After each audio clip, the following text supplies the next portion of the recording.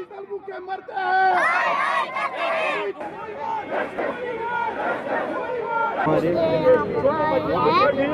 हमारे पापा को पिछले 6 महीनों से तनख्वाह का पड़ा हुआ है, उसके कारण हमें स्कूल से निकाला दिया गया है।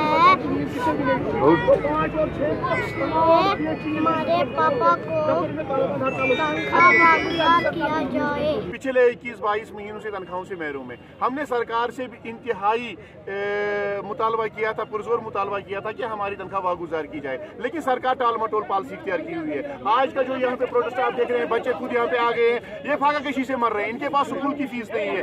एक तो हमारी वाजिब तनख्वाह वागुजार की जाए और SRO 520 के तहत जो हमारी इंफॉर्मेशन मुस्तकिल अमली के हवाले से देनी है उसमें सूरत लाई जाए।